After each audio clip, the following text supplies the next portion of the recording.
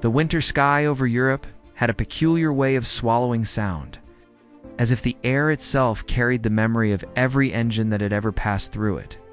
Beneath that heavy silence, on the morning of December 20th, 1943, a wounded B-17 bomber staggered across the frozen void, its four engines uneven and choking, its fuselage perforated with holes that glowed faintly in the cold light. Inside it, young American pilot Charlie Brown gripped the controls of his dying aircraft, unaware that what was unfolding around him was part of a much larger web of unseen forces shaping the course of World War II. The interior of the bomber smelled of scorched metal and blood, the casualties mounting from both flak and fighters. Yet there was something else lingering, something neither smoke nor fear could explain, an atmosphere that felt as if the war itself were watching. Charlie had grown accustomed to turbulence, but this mission had crossed a threshold. The target, the Focke-Wulf plant at Bremen, was one of the most heavily defended industrial nodes in Germany.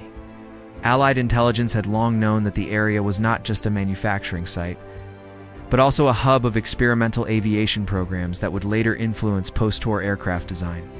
Even before the raid, whispers had circulated through certain Allied channels about unusual Luftwaffe behaviors around key industrial complexes. Reports of fighter escorts appearing and disappearing without explanation, of German planes flying in strange patterns as if coordinating with unseen observers. Intelligence officers dismissed most of it as the product of stressed minds.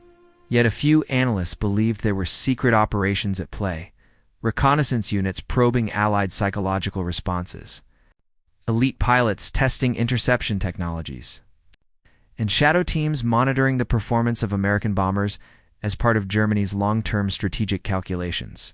None of this was known to Brown or his crew. They only understood the immediate reality. They had flown into a storm of steel. When the B-17 was struck by flak, the aircraft shuddered with a violence that seemed designed to break not just machinery but nerves. The front of the bomber had been torn open, exposing wires, metal fragments, and frozen air that knifed into the cockpit like a living presence. The ball turret gunner was unconscious, possibly dead, and the tail gunner lay slumped in a pool of spreading red. Despite the chaos, the bomber pressed onward because Charlie had made a decision to complete the mission. No matter the cost, a decision shaped not only by duty, but by the psychological warfare embedded into every airman's training. The Allied High Command had long recognized that morale was as crucial as ammunition. Pilots were instructed to uphold the sacred code of the mission, a code designed to counter German intimidation tactics that aimed to break the will of bomber crews.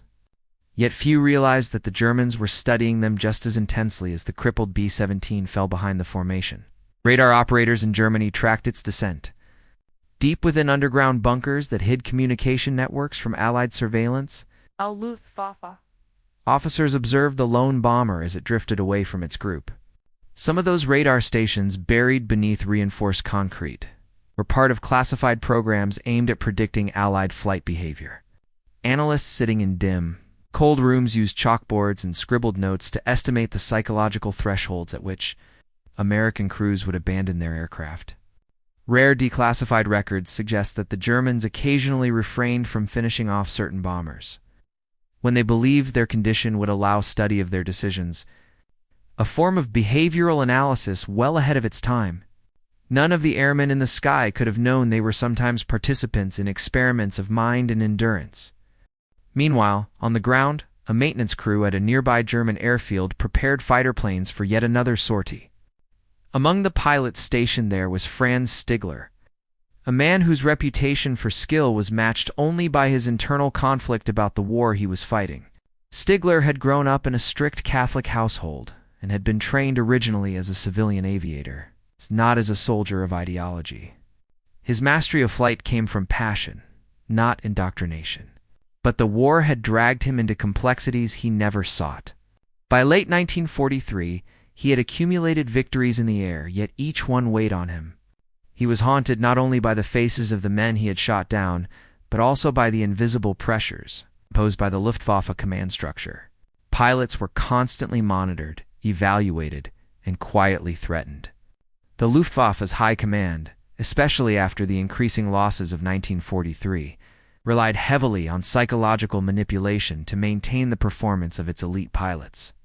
There were rumors substantiated by later documents. The Gestapo kept close tabs on officers suspected of wavering loyalty. High-ranking pilots were aware that showing too much mercy or hesitation could attract dangerous scrutiny. Earlier that morning, Stigler had been briefed on the American raid. He knew the risks awaiting his country, but he also knew the lives behind every set of crosshairs.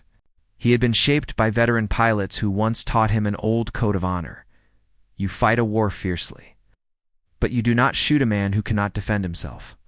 This code was fading fast as the Luftwaffe became more desperate. But for Stigler, it remained a quiet truth as Charlie Brown's B-17 limped across the sky. Isolated and vulnerable, Stigler was scrambling to prepare his fighter. When he was ordered into the air, he assumed it would be another brutal interception. He could not have known that fate or something like it had aligned his path.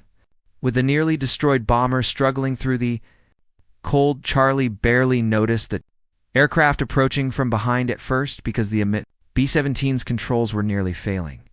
The bomber's oxygen system had been damaged, forcing the crew into a thin-air environment where consciousness flickered like candle flame. Some crew members lay motionless, their fates uncertain. Others were weakly attempting to plug holes with rags or gloves. The sound of the approaching engine was faint, but unmistakable. Charlie turned his head and saw the silhouette of an enemy fighter sliding out of the clouds, Franz. Stigler approached cautiously, his finger near the trigger, expecting the B-17 to be another target to finish off after the carnage at Bremen. Yet as he drew closer, the truth emerged. The bomber was barely alive. Its rear guns hung motionless, one shattered entirely. The tail section was ragged, almost skeletal. The crew members visible through the openings did not reach for weapons. They were unconscious or tending to dying comrades. Stigler felt something shift inside him, a moment of clarity cutting through the fog of war. Shooting down such an aircraft would not be combat. It would be execution.